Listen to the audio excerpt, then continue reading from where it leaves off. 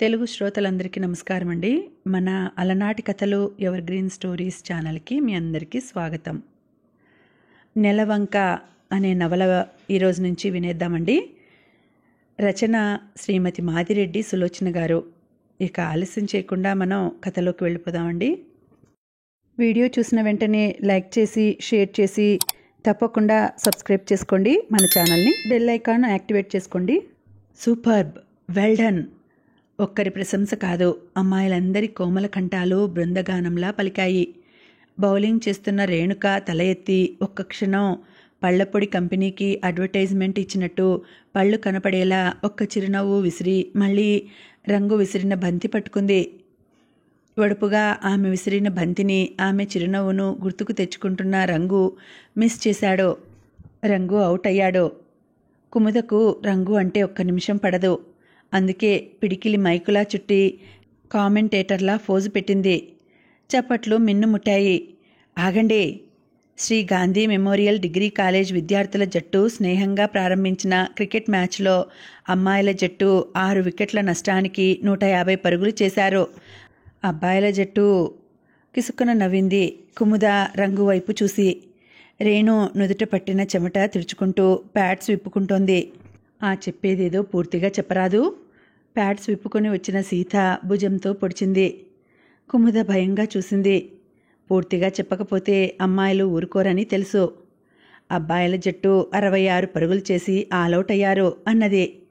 ఏం తిని వచ్చావే, నోట్లో నుండి మాట బయటికి రాదు? సీత విసుక్కుని గట్టిగా చెప్పింది.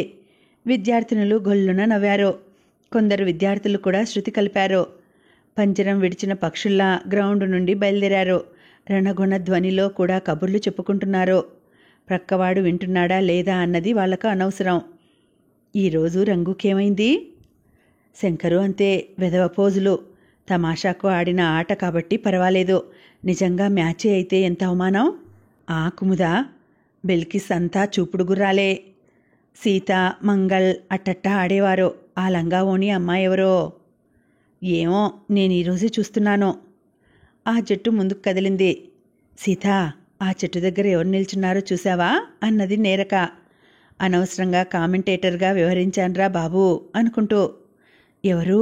అమ్మాయిలంతా ఒక్కసారి అటు చూశారు. గ్రౌండ్కు దూరంగా ఉన్న వేప చెట్టు నానుకొని నిల్చున్నాడో యువకుడు. అతని దవడల కదలికను బట్టి అతను చూయింగం నములుతున్నాడని తెలిసింది. రవికాంత్. అప్రయత్నంగా మంగళ్ చేతులు గుండెల మీదకి వెళ్ళాయి. సన్నగా కాళ్లలో వణుకు ప్రారంభమైంది. నేను అబ్బాయిలు 66 పరుగులకు ఆలౌట్ అన్నది విన్నాడు. దిగులుగా చూసింది కుముద.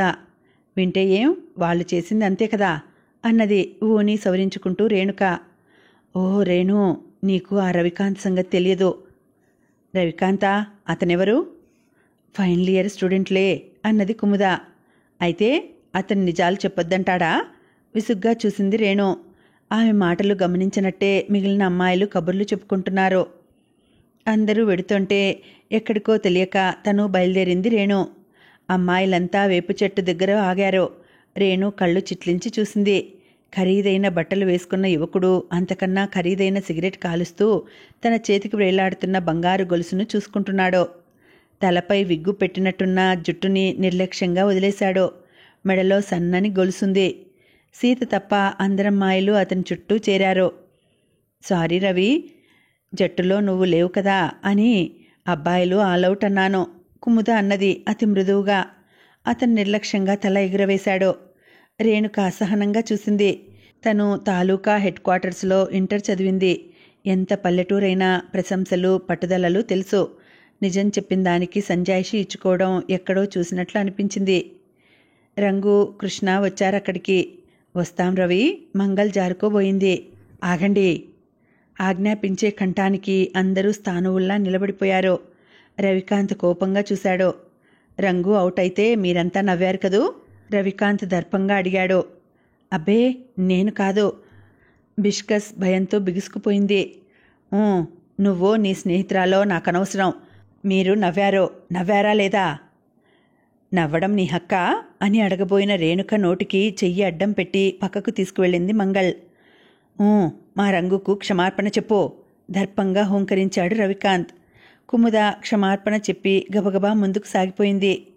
అప్రయత్నంగా రవి చెయ్యి కోరమిసం పైకి వెళ్ళింది. ఎలా ఉంది మన ప్రతాపం? జవాబుగా విజయగర్వంతో కూడిన నవ్వులు వినిపించాయి. రవి నోట్లో నలిగిన గమ్ని తుపుక్కున ఉమ్మేశాడు. ఈ ఆడమేళం క్రికెట్ ఆడతారా? పళ్ళు పటపటా కొరికాడు. అవునరా, హాయిగా గచ్చక్కాయలు, చింతపిక్కలు, వామనగుంటలు ఆడుకోవాలి గాని. విద్యార్థి బృందంలో ఓ కుర్రాడు అన్నాడు. ఈ రంగుగాడు నాడే పెద్ద మొనగాడు బయలుదేరాడు. 2 వారాల నుండి ప్రాక్టీస్ అంటూ పప్పు ముద్దలంటూ వాళ్ల కొంగు పుచ్చుకొని తిరుగుతున్నాడు. కృష్ణ చెప్పాడు. ఏరా, ఒళ్ళు ఎలా ఉంది? ఏమంటోంది? ఒరే కాంత్, సరదా ఫన్కు చేసింటిన్రా. మురగన్పై ఒట్టు, తిరిగి ఆడపిల్లలతో ఆడను అన్నాడు నంగిగా. మురుగన్ ఎవర్రా? వాడి దేవుడు. నీ మూలంగా మన మగ విద్యార్థులకు అవమానం కలిగింది. నష్టపరిహారం చెల్లించుకోవాలి అన్నాడు రవి దర్పంగా. సరిసరి, ఇంకో ఆట ఆడదాం, అరేంజ్ చేద్దును. నువ్వు ఆడి చిత్తుగా ఓడించరా అన్నాడు ఉత్సాహంగా. నేనాడితే చిత్తుగా ఓడించడం ఖాయంగాని ఇప్పుడు వీళ్ళందరికీ టిఫిన్ కాఫీలు ఇప్పించు రవి ఆజ్ఞాపించాడు. మురుగా, తలపై చేతులు పెట్టుకున్నాడు రంగు. పదండ్రా, రవికాంత్ దారి తీశాడు. రవికాంత్కి జై అన్నాడు కృష్ణ. మిగతావారు గొంతులు కలిపారు. గేటు దగ్గర నిలబడిన అమ్మాయిలు ఒకసారి తిరిగి చూసి మళ్ళీ ముందుకు సాగటం రవి దృష్టిని దాటిపోలేదు. ఆ ఓణి పేరేమిట్రా? పెదవి కొరుకుతూ అడిగాడు. ఒట్టి నాటు సరుకురా. షటప్, నేను అడిగింది పేరు హూంకరించాడు. రేణుకరా? వెరీ షార్పట. మా తమ్ముడు అదే క్లాసులో చదువుతున్నాడు కృష్ణ ఉత్సాహంగా చెప్పబోయాడు. నోర్మొయ్, వీడి చేసిన తప్పేమిట్రా? రంగు వైపు చూశాడు. ఆడపిల్లను, అందున మన అవమానానికి కారణమైన అమ్మాయిని పొగిడాడు సుబ్బు అనే విద్యార్థి అందించాడు. అయితే వీడు దండనార్హుడే. పార్టీ తర్వాత సినిమాకయ్యే ఖర్చు అంతా కృష్ణ పెడుతున్నాడు. అండర్స్టాండ్ అన్నాడు కృష్ణ వైపు తిరిగి. అతను బిక్కమొహంతో తలాడించాడు. గేటు దగ్గరకు రాగానే ఒక్క క్షణం ఆగి స్నేహ బృందం వంక చూశాడు రవికాంత్. పప్పు ముద్ద పలుకుతోంది రోయ్. శుద్ధముక్క బెల్బాటం వేసింది. దిబ్బరొట్టి రొప్పుతూ బాగానే ఆడిందిరా. జీడిగింజ కూడా ఆడింది రోయ్. అమ్మాయిలంతా తలలు వంచుకొని ఎవరో తరుముతున్నట్లు పరిగెత్తుకుపోయారు. సీత, రేణు కూడా వాళ్లను అనుసరించారు. విజయగర్వంతో యువకులు నవ్వారు, ముందుకు కదిలారు. ఏదైనా పాష్ హోటల్కు వెడదాం సుబ్బు సలహా ఇచ్చాడు. తనది కాదనుకుంటే సలహాలు బాగా ఇవ్వగలడు సుబ్బు. రవి, ఈ పూటకు భీమన్న రెస్టారెంట్కే వెడదాన్రా, నా దగ్గర అంత డబ్బు లేదు అన్నాడు కృష్ణ. ప్లేటు ఫిరాయించాడు గురుడు. నీది సినిమానోయ్ సుబ్బు రిమైండ్ చేశాడు. నా ఇంట్లో ఈ నెల నిండా ఖర్చులురా. రంగు ముఖం గంటు పెట్టుకున్నాడు. ఏడుపు ముఖాలు మీరును. భీమన్న రెస్టారెంట్కే వెడదాం పదండి. రవికాంత్ విసుగ్గా చూశాడు. భీమన్న హడావిడిగా వచ్చాడు. ఆదరంగా ఆహ్వానించాడు. విద్యార్థుల తల్లిదండ్రులు దేవుణ్ణి ప్రార్థిస్తారో లేదో సంతానం పాస్ అవ్వాలని. కానీ భీమన్న ప్రతిరోజు నమస్కరిస్తాడు. వీళ్ళు పాస్ అయితే తన పీడ విరగడవుతుందని తెలుసు. నువ్వు కాలేజీకి వచ్చి సరిగ్గా 13 రోజులైందిరా కృష్ణ చెప్పబోయాడు. కాలేజీకి కాదురా సన్నాసి, క్లాసు కను. కాలేజీకి రోజు వస్తూనే ఉన్నాడు అన్నాడు మందహాసం చేస్తూ. అదే క్లాసుకే. నేను నీ హాజరు చెబుతున్నాననుకో అన్నాడు కృష్ణ. వీడి కోతలు చూడరా. వీడు హాజరు చెప్పకపోతే నాకు హాజరు పడినట్టు. ఒరే కిష్టాయ్, ఇదేమిట్రా? జేబులో నుండి ఓ పేపర్ తీసి చూపాడు. అరటావు నిండా లైన్లు ఉన్న పేపర్ అది. దానిపై హైడ్రాక్రాన్ సెక్షన్ లేబుల్డ్ డయాగ్రామ్. దాని క్రింద 10లో 8 మార్కులున్నాయి. జువాలజీ లెక్చరర్ సంతకం ఉంది. అందరూ కళ్ళు పత్తికాయల్లా చేశారు. రవికాంత్ పరీక్షకు హాజరు కాలేదు. ఆ రోజు ఊళ్ళో కూడా లేడు. ఇదెలా సంభవం? ఓ విద్యార్థి ఆశ్చర్యపోయాడు. అసంభవాలు సంభవాలుగా చేయటమే ఈ రవికాంత్ ప్రత్యేకత, తెలిసిందా? కోరమిసంపై వేలు వేసి స్టైల్గా తిప్పాడు. ఎవరు రాశారు, ఎలా వచ్చాయి మార్కులు అని ఆలోచిస్తూ తల బద్దలు కొట్టుకోకండి అని లేచాడు రవికాంత్. అందరూ అనుసరించారు. రవికాంత్ బృందం పాన్ షాప్ ముందు నిల్చున్నారు. ఆ కొట్టతను వీరాస్వామి సిగరెట్టు ఒక్కపొడి అందించాడు. రంగు, నీకు కారా కిళ్ళి వద్దు? కావాలే అన్నాడు కీచుగా. అతను కిళ్ళి కట్టడంలో నిమగ్నమయ్యాడు. అంతవరకు చూస్తున్న ఒక వ్యక్తి కోపంగా అడిగాడు. నేను వాళ్ళకంటే ముందు వచ్చాను. అయితే ముందే వెళ్ళిపో. రవికాంత్ ఒక్కటిచ్చాడు. అంతే సంగతులన్నట్టు 5-6 గజాల దూరంలో పడ్డాడు అతను. అతను లేచే లోపలే మిత్రబృందం నవ్వుతూ వెళ్ళిపోయారు. అతను రోషంగా లేచి అనుసరించబోయాడు. వీరాస్వామి కేక వేశాడు. వాళ్లతో ఏమిటయ్యా బాబూ, అచ్చోసిన ఆంబోతుల్లా ఊరి మీద పడి తిరుగుతారు. ఈరోజు లేచిన గడియ మంచిది కాదనుకో అన్నాడు ఓదార్పుగా. రవికాంత్ వెనక్కి తిరిగి చూశాడు. అంతే, వీరస్వామి ముఖం చాటు చేసి కిళ్ళీ కట్టడం ప్రారంభించాడు. రేణుక, సీత నడుస్తున్నారు. ఆమె తీయని కళ చెదిరిపోయింది. మధుర స్వప్నం కరిగిపోయింది. తమది పల్లెటూరు కాలేజీ అని, ఇక్కడ ఎంతో శాస్త్రీయంగా, విజ్ఞానదాయకంగా విద్యాబోధన జరుగుతుందని, క్రమశిక్షణకు మారుపేరుగా ఉంటాయని ఆశించింది. ఎదురైన సమస్య మరో రకంగా ఉంది. ఈరోజు ఉదయం త్వరగా కాలేజీకి వస్తుంటే గేటు దగ్గర రవికాంత్ కనిపించాడు. అతను రవికాంత్ అని తెలియదు. ఎంత చక్కని పర్సనాలిటీ అనుకుంది. తన బావ స్నేహితుడెవరో టెహరాన్ నుండి వస్తూ ప్రొజెక్టర్ ఓ రీల్ ఫిల్ము తెచ్చాడు. అది ఓ అరబీ సినిమాలోనిదట. అది వేసి చూసుకున్నారు. రవికాంత్ను చూసినప్పుడు దాంట్లో హీరోని చూసినట్టు ఉంది. ఒక్క క్షణం ఆమె హృదయం లయ తప్పింది. సృష్టికర్తకు ఎంత పక్షపాతమో! కొందరిని అత్యంత శ్రద్ధతో చేస్తాడు, మరికొందరిని నిర్లక్ష్యంగా చేస్తాడు. ముక్కు చప్పిడో, మూతి వంకరో, పొట్టిగానో పొడువుగానో చేస్తాడు. కానీ రవికాంత్ రూపం తీర్చిదిద్దినట్లుంది. అంత అందమైన రూపం వెనుక ఇంత అల్పమైన బుద్ధా?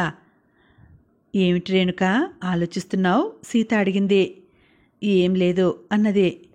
నాకు తెలుసు నువ్వు దేని గురించి ఆలోచిస్తున్నావో. ఇందాక ఆట దగ్గర జరిగిన గల్లంతు గురించి కదూ. నేను పోయిన సంవత్సరం అంతా ఇదే ఆలోచించాను. ఆచరణకు మాత్రం అనువైన పద్ధతి దొరకలేదా? ఒంటరిదాన్ని. మన సమాజం ఎలాంటిదో ఎరుగనిది కాదు. తప్పెవరిది అయినా స్త్రీనే అంటారు, పురుషుణ్ణే అంటారు. వాడు లెక్క చేయడు అన్నది ఒత్తి పలుకుతూ. సీత మౌనంగా ఉంది. చూడు సీత, ఎవరో వచ్చి నీవు అబలవు, నీకు అండగా ఉంటానని అంటారా? నేను సిటీలలో విద్యార్థినులు అన్నింటా ముందంజ వేసి ఆత్మవిశ్వాసంగా ఉంటారని భ్రమపడేదాన్ని అన్నది బాధతో. నిజమే, కానీ విద్యార్థుల గోల చెప్పలేకపోయింది. ఒక్క విషయంలో ముందంజ వేశారు. ఒకరిని చూసి ఒకరు అధునాతనంగా అలంకరించుకోవటంలో ముందంజ వేశారు. బెల్బాటం మ్యాక్సీ వేస్తే ప్రగతి సాధించినట్టే అనుకుంటున్నారు. మరొకటి మర్చిపోయావు, అయిందానికి కాందానికి నవ్వటం కూడా అన్నది సీత. ఈ పరిస్థితికి స్వస్తివాచకం పలకాలి సీత. ఎలా? వాళ్ళను ఎదిరించాలని తెలుసు. ఎలా అన్నది ఇంకా ఆలోచించలేదు అన్నది తన కోపమంతా క్రింది పెదవిపై చూపుతూ. ఆడవారంటే చింతపిక్కలు, వామనగుంటలు ఆడాలట. పళ్ళు పటపటా కొరికింది. స్త్రీ అంటే పాదపూజలు చేస్తూ, పచ్చళ్ళు రుబ్బుతూ, వ్రతాలు నోములు చేసుకుంటూ 10 మందికి భర్త ఆయురారోగ్యాల కోసం వరలక్ష్మి వ్రతం చేశానని చూపుతూ, తన తృప్తి కోసం హోటల్ గదులు పావనం చేయాలని అభిప్రాయపడతారు అనుకోబోయి ఆవేశంగా పైకి అనేసింది. వస్తాను రేణు. సందు మలుపు దగ్గర ఇద్దరు విడిపోయారు. తల వంచుకొని ఇంట్లో అడుగుపెట్టింది రేణు. మరదలు మాణిక్యం, ఇంత ఆలస్యం చేస్తే ఎలా? ఆ ఇచ్చే నీళ్ళ కాఫీ చుక్కలు నువ్వు వస్తే గాని అందరికీ కలిపి ఇవ్వనని పట్టుబట్టింది మీ అక్క, నా అర్ధాంగి అన్నాడు రామరాజు. అమ్మ బాబోయ్, ఎంత పెద్ద వాక్యం! సంయుక్త వాక్యం. పరీక్షలో రాస్తే ఫస్ట్ మార్కులు వచ్చేవి. అంతవరకు గంభీరంగా ఉన్న రేణు కిలకిలా నవ్వింది. 2 స్టీల్ గ్లాసుల్లో కాఫీ తీసుకువచ్చింది పద్మ. అక్క, బావకి ఇలాంటి ఆంక్షలు పెట్టడం ఏం బావుండ్లా అన్నది గ్లాస్ అందుకొని. బావ అంగలార్చటం, ఈ మరదలు ఓదార్చటం బావుంది. ఆయన ఆఫీసులో అడుగుపెట్టిన దగ్గర నుండి అరగంటకోసారి కాఫీ తాగుతూనే ఉంటారు కానీ నువ్వేం బాధపడకు అన్నది. పద్మ తన కాఫీ తెచ్చుకుంది. మధ్యాహ్నం క్లాసులు లేవక్క, అందుకని క్రికెట్ ఆడాము అన్నది కాఫీ సిప్ చేస్తూ. క్రికెట్ నీకేం వచ్చే? ఆశ్చర్యంగా చూసింది పద్మ. కర్రబిళ్ళనే కాస్త మార్చి క్రికెట్ అన్నారు కదక్క. మనూళ్ళో చిన్నప్పుడు కర్రబిళ్ళ ఆటలో నేనే ఫస్ట్ కదా అన్నది కాస్త గర్వంగా నవ్వుతూ. కర్రబిళ్ళ మగపిల్లలాట అన్నాడు రామరాజు. రాజ్యాంగంలో రాసింది ఏమిటలా అని చురుకుగా అడిగింది. కాలేజీలో జరిగిన విషయాలు చెప్పింది రేణు. అలాంటి విద్యార్థులతో జాగ్రత్తనే తల్లి. అర్ధబలం అంగబలం ఉన్నవారిదే రాజ్యం అన్నది పద్మ. అన్నిసార్లు అర్ధబలం అంగబలం పనిచేయవక్క, బుద్ధిబలం కూడా ఉండాలి. ముగ్గురు తాగిన కాఫీ గ్లాసులు తీసుకువెళ్ళి కడిగిపెట్టి తను బట్టలు మార్చుకుంది. ఆ ఓణి ఎవర్రా? ఉలిక్కిపడింది. ఎంత అహంకారం! అల్లరికి అహంకారానికి తేడా తెలియని మూర్ఖురాలు కాదు తను. ఇంటర్ చదువుతుండగా తను చేసింది అల్లరి. ఇంగ్లీష్ మాస్టారు తొందరగా నడుస్తాడని ఎక్స్ప్రెస్ అని పిలిచేవారు. కెమిస్ట్రీ మేడం నెమ్మదిగా నడుస్తుందని గూడ్స్ బండి అని పిలిచేవారు. జీడిగింజట, ఎంత హ్యూమిలియేషన్! నలుపు తెలుపు రంగు రావటం చేతిలో పని అయితే ప్రతివాడు తెచ్చుకునేవాడు. ఈ భేదాలు అజ్ఞానానికి అహంకారానికి చిహ్నం. పాత లంగా వల్లెవాటు వేసుకుని ముఖం కడుక్కొని వచ్చింది. అక్కా, కూరలు తరిగి పెట్టనా? ఏ 10 మంది వంటని? నువ్వు కూర్చో, నేను చేస్తాను అన్నది పద్మ. రేణు వచ్చి చాప పరుచుకొని విశ్రాంతిగా ఒరిగింది. రేణు తండ్రి ఆమె 10వ తరగతి చదువుతుండగా చనిపోయాడు. 2 ఎకరాల పొలం, ఇల్లు కనిపెట్టుకుని తల్లి కనకమ్మ ఊర్లోనే ఉంటుంది.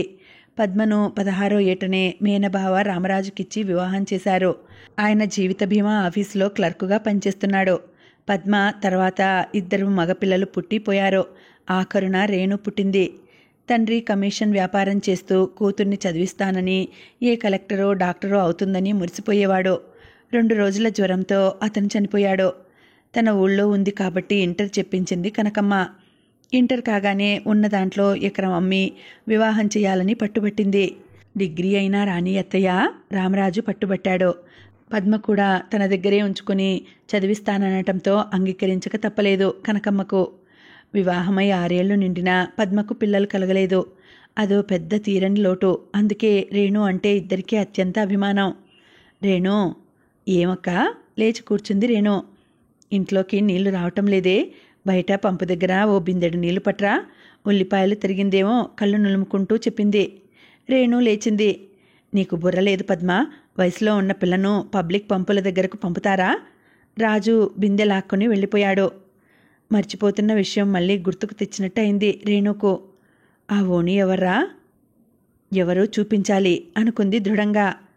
రేణు, రాద్దాం అనుకుంటూనే బద్దకిస్తున్నాను. అమ్మకు ఉత్తరం రాయి. ఆమె నిన్ను విడిచి ఉండలేదు కదా ఎప్పుడూ, అందుకే దిగులు పెట్టుకుంటుంది అన్నది ఉల్లిపాయలు నూనెలో వేస్తూ. ఆదివారం రాస్తానక్క అన్నది పదే పదే కాలేజీలో జరిగిన సంగతులు గుర్తుకు తెచ్చుకుంటూ. తన క్లాస్లో అందరూ బెల్ బాటమ్స్, మ్యాక్సీలు వేసుకున్నారు. మరికొందరు చీరలు కట్టారు. ఒకరో ఇద్దరో తనలా పరికిని కట్టినా వల్లెవాటు వేయకుండా భుజాలు వంచి కుదించి నడుస్తారు. అదో ఫ్యాషన్గా పరిగణిస్తారు. నిజమైన చైతన్యం ఎప్పుడు వస్తుంది? తనలాంటి యువతుల ఆలోచనలో మార్పు రావాలి. ఆధునిక యువతుల అంతరంగం కదలాలి. అరువు తెచ్చిన చీర కట్టుకుని అమ్మా నాన్న అవస్థలు పడుతున్న ఫ్యాషన్ పీరియడ్లో బొమ్మల్లా తిరగటం కాదు మనకు కావాల్సింది. ఆమెకు ఆధునిక సమాజంలో కనిపించినవన్నీ సమస్యలే, పరిష్కారం లేని సమస్యలు. అందుకే కిటికీ దగ్గర నిలబడి ఏదో మునిగిపోతుందన్నట్టు హడావిడిగా వెళ్లే జనాన్ని చూస్తూ తనంతాను మైమర్చిపోయింది రేణు. బంజారా హిల్స్లోని అధునాతనమైన భవనం అది. అందమైన నేమ్ ప్లేట్ ఉంది, ఎం శ్రీనివాసరావు కాంట్రాక్టర్స్ అని. గేటు దగ్గర గుర్ఖా లేకపోయినా కొత్తవారు గేటు తీయగానే భౌభౌమంటూ మరుగుతుంది. లాబీలో ఉన్న మేలుజాతి కుక్కపిల్ల. Puppy, shut up! కాలితో నీలం తన్నాడు రవికాంత్. పప్పీ తోకాడిస్తూ అతని ఆజ్ఞ పాటించింది. రవికాంత్ లోపలికి వచ్చి ఫోన్ చేశాడు మరోసారి తండ్రికి. శ్రీనివాసరావు ఆఫీస్ రూంలో తన నమ్మకమైన స్టాఫ్తో ఏదో ప్రభుత్వ కాంట్రాక్ట్ గురించి మాట్లాడుతున్నాడు. ఆయనకు కొడుకును, అతని అవసరాలను చూసే ఓపిక, తీరిక రెండూ లేవు. ఎస్ రవి, ఏం కావాలి? మమ్మీ లేదా? కాస్త చిరాకుగా, మరి కాస్త ప్రేమగా అన్నాడు. డాడీ, మీ కొత్త కారు కావాలి. అడిగాక మమ్మీ ఓ రూల్ పెట్టింది. 1000 రూపాయలకు మించితే నిన్ను అడగమంటుంది. ఐసి, కారు తీసుకువెళ్ళు, మమ్మీకి నేను చెబుతాను. డబ్బు కూడా ఇస్తుంది అన్నాడు శ్రీనివాసరావు. Thank you daddy. హుషారుగా ఈల వేశాడు. చకచక తల్లి దగ్గరకు వెళ్ళాడు. ఆమెకు అప్పుడే భర్త ఆదేశం వచ్చింది. ఆమెకు డబ్బు ఇవ్వటం కష్టం కాదు, కానీ ఇవ్వటమే ఇష్టం ఉండదు. ఇప్పుడు నీకు కారెందుకురా? కాస్త కోపంగా కొడుకుని అడిగింది. రవికాంత్ నవ్వేశాడు. మమ్మీ, నేను పిక్నిక్కు వెళ్ళక అప్పుడే వారం రోజులు దాటింది, అంటే 128 గంటలు అన్నాడు ఏదో మునిగిపోయినట్లు. తారమ్మ కొడుకు గారాన్ని చూసి సంబరంగా నవ్వింది. కారు ఎక్కువ స్పీడ్గా నడుపుకు కన్నా హెచ్చరించి డబ్బు ఇచ్చింది. యాహూ! హుషారుగా ఈల వేశాడు. డబ్బు తీసుకొని కారు తీసుకొని అతను బయలుదేరాడు. వెనక సీట్లో కెమెరా, బైనాకులర్స్ ఉన్నాయా లేవా అని జాగ్రత్తగా చూశాడు. జోగయ్య నమ్మిన బంటు అనుకున్నాడు తృప్తిగా. అతను కాలేజీ ఆవరణ దాటి లోపలికి వెళ్లేసరికి అతని క్లాసులోనే చదువుతున్న స్కాలర్షిప్ విద్యార్థి రాఘవ్ కనిపించాడు. ఏం రాఘవ, పుస్తకాలు నూరి త్రాగుతున్నట్లున్నావే? మరి స్కాలర్షిప్ హోల్డర్ని ఆ మాత్రం చదవకపోతే ఎలా అన్నాడు. ప్రొద్దున్నే వీడికంట పడ్డానేమిట్రా భగవంతుడా అని మనసులో అనుకుంటూ. కట్టిపెట్టరా ముసలి కబుర్లు, నడు జబ్బు పట్టి లేవదీశాడు రవి. సారీ బ్రదర్, సారీ అర్థింపుగా చూశాడు. రవికాంత్ ఇంకా ఏదో అనబోయాడు, కానీ గారడీ చేసినట్టు అతని కళ్ళు గేటు దగ్గర ఆగిపోయాయి. పొట్టి పొడవు కాని జడతో అతి సాధారణమైన దుస్తుల్లో మహారాణిలా టీవీగా నడిచి వచ్చే రేణుక కనిపించింది. ఆ అమ్మాయి పొగరు, నిర్లక్ష్యం గుర్తుకొచ్చాయి. రాఘవను వదిలి అటుగా వెళ్ళాడు. ఒకసారి తలెత్తి చూసి తన దారిన పోబోయింది. ఏయ్ ఓణి, దర్పంగా పిలిచాడు రవికాంత్. చెప్పండి బఠానీ, వెనక్కి తిరిగి నిలబడి అడిగింది రేణుక. అమ్మాయిలు అదిరిపోయారు. గత సంవత్సరం కాలేజీ రౌడీ మూకను ఎదిరించిన రాణి అడ్రస్ లేకుండా చెక్కేయటం వాళ్ళు ఎరగంది కాదు. ఏయ్ హుంకరించాడు. ఓయ్ అతి ప్రశాంతంగా జవాబు చెప్పింది రేణు. ఆమె ముందుకొచ్చాడు. చెక్కు చెదరలేదు రేణు. ఇద్దరూ ప్రత్యర్థుల్లా పోట్లాటకు సిద్ధంగా నిలబడ్డట్టు ఒకరిని ఒకరు తీక్షణంగా చూసుకున్నారు. జేబులో నుండి చూయింగం తీసి నోట్లో వేసుకున్నాడు రవి. భుజం మీదుగా పడిన జడను విసురుగా వెనక్కు తోసింది రేణుక. ఒళ్ళు బలిసిందా? నే బఠానీనా? అదే మాట నేను అడుగుతున్నాను. నా పేరు ఓణియా? ఓహో అన్నాడు. తను చేసిన కామెంట్ను నిలదీసిన వారెవరూ లేరు ఇంతవరకు. ఆఫ్టర్ ఆల్ ఓ పల్లెటూరు అమ్మాయి నిలదీయటమా? నువ్వు ఓణి వేసుకున్నావుగా? మధ్యలోనే అతని మాట త్రుంచేసింది రేణు. నీకు జులపాలున్నాయి. అహంకారానికి చిహ్నంగా బంగారు గొలుసుంది. ప్యాంటు చొక్కా అన్నీ ఉన్నాయి. ఏదో ఓ పేరు పెట్టి పిలిస్తే తప్పేమీ లేదు. నువ్వు అందరికీ కాలక్షేపానికి పనికి వస్తావు. అందుకే బఠానీ అన్నాను. నీ దిక్కున్న చోట చెప్పుకోవచ్చు అన్నది విసురుగా. ఓహో, అయితే మూడిందన్నమాట. నీకా? నిజమే. నువ్వు పప్పుల్ని, సుద్దల్ని, జీడిగింజల్ని చూశావు. నిప్పును చూడు. నిర్లక్ష్యంగా అసహ్యంగా చూసి ముందుకు పోయింది. అతనొచ్చి ఆమె చెయ్యి పట్టుకుని క్రూరంగా చూశాడు. రవి, ఏమిటిది? నువ్వెవరో తెలియక రేణు తొందరపడింది. సారీ అంటున్నానుగా, వదిలేయి. కుముద వచ్చింది. నువ్వంటే అందరూ ఊరుకోవాలి. ఎవరన్నా అన్నప్పుడు నువ్వెందుకు స్పోర్టిగా తీసుకోవు? కసిగా అడిగింది సీత. కుముదా అరిచింది రేణు. అందరూ ఉలిక్కిపడ్డారు. చేతనైతే ఈ చవటగాళ్లకు బుద్ధి చెప్పడానికి చేయూతనివ్వు, లేదా వెళ్ళి క్లాస్ రూంలో కూర్చో. రేణు అరిచి చెయ్యి దులపరించింది. రవికాంత్ ఆమె శక్తిని అంచనా వేయలేకపోయాడు. అనుకోని తిరుగుబాటుకు, ఎదిరింపుకు కాసేపు తెల్లబోయాడు. ఈలోగా అతని రెండు చెంపలు అదిరిపోయాయి. రేణు ఉరిగిలా క్లాస్ రూమ్ల వైపు వెళ్ళిపోయింది. రాఘవకు నవ్వు వచ్చినా బలవంతంగా ఆపుకుని అనుగాని చోట అధికులమనరాదు అనుకుంటూ క్లాసుకు వెళ్ళిపోయాడు. అమ్మో, ఆదిశక్తిరా, ఎంత పొగరు! కృష్ణ వచ్చి మండే మంటలో ఎండుపుల్ల లాంటి మాటలు విసిరాడు. తేలుస్తాను ఇప్పుడే. అతను మీసం మెలివేశాడు. బయట తేల్చటం కాదురా, కాలేజీకి రాకుండా చేయాలి. అప్పుడే మగపిల్లల గొప్ప ఏమిటో తెలిసి వస్తుంది. సుబ్బు కన్ను గీటాడు. హూంకరిస్తూ రవికాంత్ ఆఫీసులోకి వెళ్ళాడు. అక్కడ ప్రిన్సిపల్ గారి బదులు వైస్ ప్రిన్సిపల్ సారథి దర్శనమిచ్చాడు. సారథి అంటే రవికాంత్కు ఏదో మూల కాస్త జంకుగా ఉంది. ఏమిటి రవికాంత్, క్లాసులు లేవా? అది కాదు సార్, ఆ బిచ్, ఆ చుప్పనాతి పల్లెటూరి పిల్లలేదు, అది నా చెంప మీద కొట్టింది సార్. సారథి బలవంతంగా నవ్వు ఆపుకున్నాడని రవికి అర్థమైపోయింది. ఎందుకు కొట్టింది? యువతీ యువకులం సార్, జోక్ చేశాను. అంత మాత్రానికేనా? ఆవేశంగా అరిచాడు. ఎదురుగా రేణు ఉంటే ముక్కలు చేద్దామనంత కోపంగా ఉంది. అంత మాత్రానికే తొందరపడే అమ్మాయిని క్షమించకూడదు అని బెల్ నొక్కాడు సారథి. యూసఫ్ వచ్చాడు. ఎవరన్నావు ఆ అమ్మాయి? Renuka, first year BSc. ముఖం గంటు పెట్టుకున్నాడు. బయట నిలబడిన స్నేహ బృందం ఆదుర్దా పడుతున్నారు. సమయానికి అసలు ప్రిన్సిపాల్ లేకపోవడం తీరని లోటుగా కనిపించింది. అతను శ్రీనివాసరావు పరపతి ఎరిగిన మనిషి. సారథి కొరకరాని కొయ్య. 5 నిమిషాల తర్వాత యూసఫ్ వెంట తల వంచుకుని వచ్చింది Renu.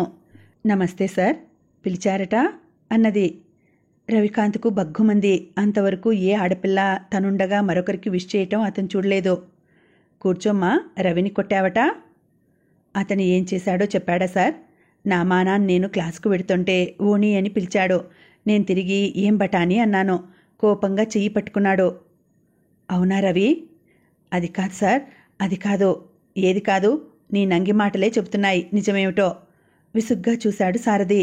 No sir, you are insulting me. కోపంగా లేచాడు రవికాంత్. ఇన్సల్ట్కు నిర్వచనం తెలుసా మీకు? వెళ్ళి బుద్ధిగా చదువుకో. నీ చెల్లెలే అయితే ఎవరన్నా చెయ్యి పట్టుకుంటే ఊరుకుంటావా? ముక్కుపుటాలు అదురుతుండగా తల ఎగురవేశాడు. నేనంత చేతకాని వాడినా నా తడాక ఏమిటో చూపిస్తాను. చిందులు తొక్కుతూ వెళ్ళిపోయాడు. మిస్ రేణుక, వ్యక్తిగా నీ సాహసాన్ని అభినందిస్తాను. కానీ ఈ పరిస్థితులు తెలిసిన అధ్యాపకుడిగా సాహసం తగదంటాను. వెళ్ళిపోయే ముందు మీ వాళ్ళకెవరికైనా ఫోన్ చెయ్యి. ఎన్ని రోజులు నాకు రక్షణ ఇస్తారు? చూస్తాను సార్. ఆ బెదిరింపు ఏమిటో? విసురుగా రేణుక వెళ్ళిపోయింది. 3:35కు కాలేజీ వదిలారు. అందరూ వెళ్ళిపోయారు. రేణుక ఆలోచించింది. కాస్త దూరంలో స్కూటర్ ఆపుకొని నిల్చున్నాడు రవికాంత్. ఇంతలో ఓ జావా వెడుతూ కాలేజ్ గేట్ దగ్గర ఆగింది. అది బిల్కిస్ అన్నది. అతను అడిగాడు ఆమె గురించి. ఏమిటి, బిల్కిస్ వెళ్ళిపోయింది బాయ్సాబ్, నాకు కాస్త లిఫ్ట్ ఇస్తావా? షూర్, అతను ఆహ్వానించాడు. రేణుక ఎక్కింది. మోటార్ బైక్ సాగింది. ఆమెకు సంతోషంగా లేదు. ప్రతిరోజు ఎవరిస్తారు లిఫ్టు? శాశ్వత పరిష్కారం ఆలోచించాలి. అది ఎలాగో ఆమెకు తోచలేదు. 1 మైలే కదా అని నందులు గొంతులు చుట్టి వచ్చేది. నేరుగా దూరమైనా నడిచిపోవాలనుకున్నది. ఆ నిర్ణయం తీసుకున్నాక నిశ్చింతగా ఊపిరి పీల్చుకుంది. మెల్లిగా జావా దిగి అతనికి కృతజ్ఞతలు చెప్పింది. అతను వెళ్ళిపోయాడు. తల తిప్పి చూసింది. దూరంగా రోడ్డుపైన రవికాంత్ కనిపించాడు. కోరమీసం బదులు చెంప తడుముకోవటం గమనించింది. రవికాంత్ కోపమంతా స్కూటర్పై చూపాడు. అది తెచ్చి కాలేజీలో స్నేహితునికిచ్చి తన కారు తీసుకున్నాడు. పిక్నిక్కు వెళ్ళటం లేదా? స్నేహ బృందం దిగులుగా అడిగారు. రవికాంత్ 1 నిమిషం ఆలోచించాడు. ప్రతి విషయాన్ని కేర్ హాంగ్ అనాలి. తను దేనికి స్పందించినట్టు కనపడకూడదు. ఓ ఎస్, మనం వెడుతున్నాం. అమ్మాయిలు ఎవరైనా వస్తామన్నారా? రవి దర్పంగా అడిగాడు. మంగళ్ వస్తానంది. కుముదా అమ్మాయి ఇంట్లో లేదట. అందరూ గొల్లున నవ్వారు. ఓ మై గాడ్, మన వాళ్ళు ఇంకా ఎప్పుడు ఎదుగుతారో. అతను కార్ డోర్ తీసి పట్టుకున్నాడు. బిలబిలమంటూ అందరూ ఎక్కేశారు. ఓణిని ఓ పట్టు పట్టావా? ఒడుపుగా పట్టాలి. అంత ధైర్యంగా లిఫ్ట్ అడుగుతుందనుకోలేదురా అన్నాడు సిగరెట్ వెలిగించుకొని. అందరూ కలిసి మంగళ్ళింటికి వెళ్లారు. ఆమె వచ్చి ఉత్సాహంగా కారెక్కింది. ఆ నిమిషంలో తను తెల్లని తెలుపని శుద్ధముక్కని పేరు పెట్టారన్న సంగతి కూడా మర్చిపోయింది మంగళ్. ఆమె తండ్రి మామూలు గుమస్తా. కార్లు షికార్లు కుదరవు. ఏదో వంకన తిరుగుతుంటుంది. అంతా కలిసి మిరాలం ట్యాంక్ దగ్గరకు వెళ్లారు. రికార్డ్ ప్లేయర్ వేసి పాశ్చాత్య సంగీతానికి అనుగుణంగా వచ్చే శబ్దానికి లయబద్ధంగా నాట్యం చేశారు. పొద్దుటే వస్తే దినమంతా ఎంజాయ్ చేసేవారం అన్నది మంగళ్ అస్తమిస్తున్న సూర్యుని చూస్తూ. ఏం, రాత్రైతే కొరుకు తింటావనా? కాదు, మ్యాట్నీలలో మజా. కిసుక్కన నవ్వాడు సుబ్బు. మంగళ్ కోపంగా చూసింది. సారీ అన్నానుగా అన్నాడు. ఒరే రంగు, మొన్న ఏడుస్తూ ఎంత ఖర్చు పెట్టావురా? 25 రూపా, అంటే 25 రూపీస్ ఓన్లీ. 2 10 రూపాయల నోట్లు, 1 5 రూపాయల నోటు వెళ్ళి అతని ముఖానికి తాకాయి. ఒరేయ్, సినిమాకు 40 అయిందిరా? కృష్ణ అడిగాడు. అడిగేవాళ్ళంటే అసహ్యం నాకు అన్నాడు డబ్బు పర్సులో వేసుకుని. కృష్ణ ముఖం కృష్ణపక్షంలా మారిపోయింది. ట్విస్ట్లు, షేక్లు, పార్టీలు అయ్యాయి. ఎందుకో రవికాంత్ ఉత్సాహంగా కనిపించలేదు. ఏరా, ఇంకా ఆ ఓణి గురించి యోచన చేస్తున్నావా? రంగు హెచ్చరించిన అతను అన్యమనస్కంగానే ఉన్నాడు. అతని ఒళ్ళు కుతకుతలాడిపోతోంది. నాట్యానికి అనుగుణంగా అతని ఆలోచనలు సాగుతున్నాయి. రవి, ఏమిట్రా ఇంత ఆలోచన? ఆ సారథి బయటకు వెళ్లే వరకు మనం క్లాసుకు వెళ్ళాం, సుబ్బు చెప్పాడు. ఐడియా బాగానే ఉంది గాని మిగతా వాళ్ళు సహకరిస్తారంటావా? ఆ సారథిగాడికి మంచి పేరుంది. ఒరేయ్, ఏమన్నావు? అన్నది నువ్వేనా రవి? విన్నది నేనేనా? ఆశ్చర్యంగా చూశాడు కృష్ణ. మార్చిలో 10 రోజులు సమ్మె చేశారు. పరీక్షల నడుమ ఒక్కొక్క రోజు గ్యాప్ కావాలని. నెలకో సమ్మె అయినా ఉంటుంది. గాంధీ మెమోరియల్ కాలేజీలో. సత్యాగ్రహమను ఘటాయుధం ఒసగిన గాంధీ గారిని మర్చిపోతామేమోననే భయంతో సత్యాగ్రహాలు జరుగుతూనే ఉండాలి. అందున గాంధీ మెమోరియల్ కాలేజీలో జరగకపోతే ఎలా? అమ్మాయిలు మాత్రం ఎందుకో సమ్మెకు సుముఖత చూపలేదు. అందరూ విముఖంగా ఉన్న ఆర్థికంగా బలవంతుడైన వాడి మాట చెల్లుబడి అవుతుంది. శ్రీనివాసరావు భోజనం చేస్తున్నాడు. తారమ్మ వడ్డిస్తూ ప్రక్క కుర్చీలో కూర్చుంది. వంటావిడ ఉందిగా, నువ్వు కూర్చోరాదు అన్నాడు పచ్చట్లోకి నెయ్యి కలుపుతూ. రవి వచ్చాక తింటానులేండి అన్నది మరి కాస్త పచ్చడి వేస్తూ. వీడు 10 దాడుతున్నా ఇల్లు చేరక చేస్తున్న రాజకార్యాలు ఏమున్నాయి? వాడి పేరెత్తితేనే మీకు నిరసన. బిడ్డడు ఎంత కష్టపడిపోతున్నాడో మీకేం తెలుసు అన్నది నిష్ఠూరంగా. అది కాదు తారా, మనకున్నది ఒక్కడే పిల్లాడు. వాడు బాగా చదివి అభివృద్ధిలోకి వస్తే సంతోషించాలని. ఇప్పుడేమైంది? ఇదిగో చూడండి. వెళ్ళి డ్రాయర్ లాగి ఓ పేపర్ తెచ్చి అతని ముందు పెట్టింది. శ్రీనివాసరావు ముఖం సంతోషంగా వికసించడానికి బదులు ముడుచుకుపోయింది. వీడు చదువుతున్న చదువు ఇదన్నమాట. అతను కోపంగా ఏదో అనబోయాడో పొలం మారింది. తారమ్మ లేచి అతని తలపై అరిచేత్తో కొట్టి మంచినీళ్ళిచ్చింది. ఇది వాడి వ్రాత కాదు. తింటూ వాదనెందుకు? వాడు కుదురుగా రాశాడేమో. అలా రాస్తే సంతోషమేలే అన్నాడు. కానీ ఆ మాటలు పెదవులపై నుండి వచ్చినవి. మా అన్నయ్య ఉత్తరం రాశాడు, వాళ్ల తోడల్లుడి కూతురు గురించి. ఇప్పుడు వాడికి పెళ్ళే తక్కువైంది అన్నారాయన కూర వేసుకుంటూ. ఏం తక్కువైంది? సరదాకు చదువుతున్నాడు. చదివి ఉద్యోగం చెయ్యాలా? కోడలు వస్తే వాడు ఇంటి పట్టున ఉంటాడని నా తాపత్రయం. ఆమె మాట పూర్తి కాకపూర్వమే ఫోన్ మోగడం, ఆమె అతనికి అందించడం, అతను ఫోన్లో మాట్లాడి చెయ్యి కడిగేసుకున్నాడు. అయ్యో చారు పెరుగు ఆమె అంటుండగానే అతను కోటు వేసుకున్నాడు. సారీ తారా, నాకీరోజు క్లబ్బులో డిన్నర్ ఉంది, మర్చిపోయాను. బెనర్జీ చిందులు వేస్తున్నాడు అని కారు స్టార్ట్ చేశాడు. అతని కారు కనుమరుగు అవ్వగానే తారమ్మ చెయ్యి కడుక్కొని స్నేహితురాలికి ఫోన్ చేసింది. హలో శశి. మా శ్రీవారు లేరు, అందుకే 4 ఆటలు ఆడదాం. అక్కడికే రమ్మంటారా? అలాగే మన బృందాన్ని రమ్మను. ఉంటానికా? ఫోన్ పెట్టేసి బట్టలు మార్చుకొని 200 రూపాయలు పర్సులో వేసుకుని బయటకు వచ్చింది. పనివాడికి తెలుసు ఆమె అలా వచ్చిందంటే తను వెళ్ళి ఆటో రిక్షా తేవాలని అర్థం. త్వరగా వెళ్ళాడు. అమ్మగారు ఆటో రిక్షా ఎక్కగానే వంటావిడ తలుపు వేసింది. రావప్పా, రావప్పా. తోట పని బయట పని చూసే అప్పన్న పిలిచాడు. ఏందిరా అప్పిగా? రామమ్మ తలుపు తీసి అడిగింది. ఓ పాలి ఆ బల్ల మీద తినాలని ఉందే. డన్నులప్పు పిల్లోలు తల కింద పెట్టుకుని తొంగోవాలనుందే.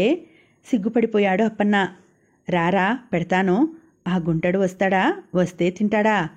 అయ్యకు వ్యాపారం పిచ్చి, అమ్మకు పేకాట పిచ్చి, గుంటడికి తిరిగే పిచ్చి. రావమ్మ నవ్వింది. అప్పన్న దర్జాగా వచ్చి డైనింగ్ టేబుల్పై వెండి కంచం పెట్టుకుని కుర్చీలో కూర్చున్నాడు. రావమ్మ వడ్డించింది.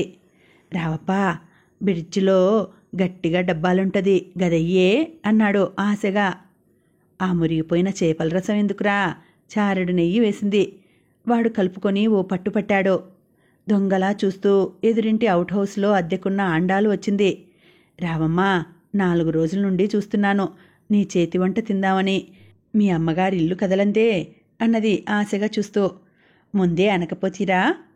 అప్పన్న అడిగాడు. ఈ పూటకు ఆమ్లెట్లు వేసిస్తాను అన్నది.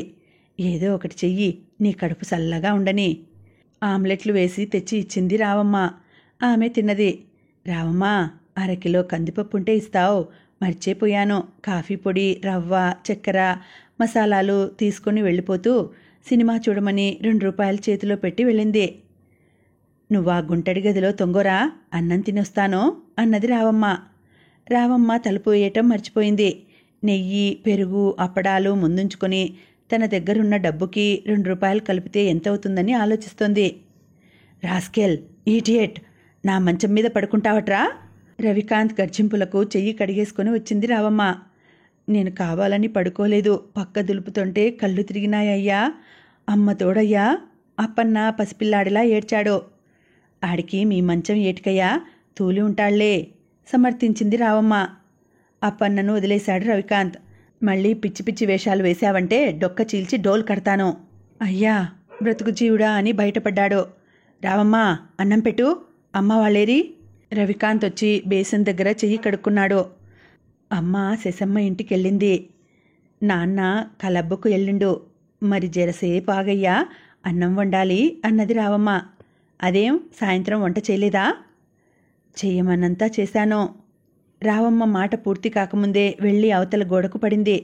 డట్టి బిచ్, అమ్మ వంట దగ్గర పరిమితి పెడుతుందా? బుద్ధి ఉందా? రాణి ఇంకేదో అనబోయి రవికాంత్ కళ్ళు చూసి ఆగిపోయింది. విసవిసా నడిచి వీధిలోకి వచ్చాడు. ఎదురింటి వరండాలో తండ్రి ఈజీ చైర్లో కూర్చొని పిల్లల చేత హోంవర్క్ చేస్తున్నాడు. ఆ తండ్రి అపురూపంగా ఎత్తుకొని లోపలికి తీసుకువెళ్ళాడు.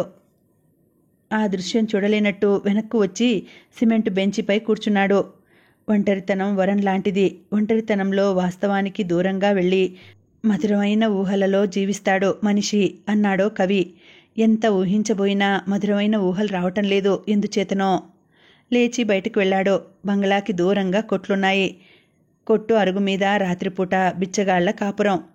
మా బాబే, లెగురా లే, మాదా కవళం పెట్టేవోరు సంధ్యకాడ పెట్టరు. డొక్క లోపలికి పోయిందమ్మా, లే.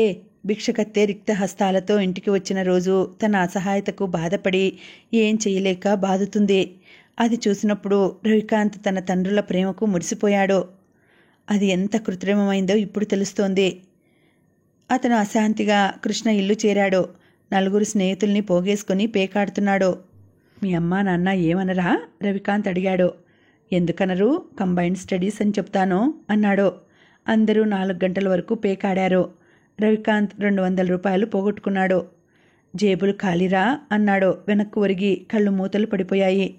ఒరే రవి, ఆ ఓణి హీరోయిన్ అయిపోయింది, నువ్వో విలన్వయ్యావురా అన్నాడు. ఉరుములేని పిడుగుపడ్డట్టున్నాయి ఆ మాటలు. రవికాంత్ ముఖం చిట్లించాడు. ఎవర్రా ఆ మాటన్నది? నిద్రలేని కళ్ళు మరింత జ్యోతుల్లా ప్రకాశించాయి. కాలేజీ అంతా అదే మాట. నిన్న లెక్చరర్లు ఏమంటున్నారో తెలుసా? రేణు లాంటి అమ్మాయిలు కాలేజీకి ఒక్కరుంటే చాలట. హూంకరించాడు రవికాంత్. ఆ శ్వాస షటప్ అన్నట్టుంది. అవునరా, ఏం కులుకులు, ఏం తలుకులు. అర్థంగాని పాఠాలు అడగటానికట. అధ్యాపకుల గదుల్లోనే మకాం. రవికాంత్ చేతిలోని బాల్ పాయింట్ 2 ముక్కలైంది. మన బృందం అంతా నిరాశగా కూర్చున్నారు. ఇంకో విషయం తెలుసో లేదో, ప్రభుత్వ కళాశాలలో జరిగే క్రికెట్ మ్యాచ్లో ఓణీ బృందం పాల్గొంటున్నారు. బాల్ పాయింట్ ముక్కలు దూరం విసిరేశాడు. ఏమిటోరా, అసలు నువ్వు పెద్ద విప్లవం లేవదీస్తావనుకున్నాను. వినలేనట్టు లేచి బయటకొచ్చాడు. నీ జావా ఏదిరా? వంట మనిషిని 4 ఉతికి కోపంతో వచ్చేశాను. ఆటోవాడు నిద్రపోతుంటే లేపాడు. ఇల్లు చేరేసరికి 5 గంటలైంది. అతను ఇంట్లో అడుగు పెట్టేసరికి మేనమామ, మరో స్త్రీ, పురుషుడు ఉన్నారు. అతని మామ కాశీని చూసి చిన్నగా నవ్వాడు రవికాంత్. రవికాంత్ దగ్గర నుండి సిగరెట్ వాసన గుప్పుమంది. ఆ స్త్రీ ముక్కుకు పమిట అడ్డం పెట్టుకుంది. రవి, ఇలారా. కాశీ ప్రక్క గదిలోకి దారి తీశాడు. రహస్యమా? అతన్ని అనుసరించాడు. అవును అవును, మీ అమ్మ పేకాడుతుందా? ఎవరు చెప్పారు? రవికాంత్ అసహనంగా అడిగాడు. వంటావిడ అంటోందిరా అన్నాడు. అదో డర్టీ బిచ్. శశి ఆంటీ ఇంటికి అప్పుడప్పుడు వెళుతుంది. నిర్లక్ష్యంగా జవాబు చెప్పి తన గదిలోకి వెళ్ళి బూట్లైనా విప్పకుండా కళ్ళు మూసుకున్నాడు. కలత నిదుర. ఇంకా ఉందండి, కథ కొనసాగుతుంది. మళ్ళీ వచ్చే వీడియోలో తర్వాతి భాగం వినేద్దామండి. అంతవరకు సెలవు. నమస్తే.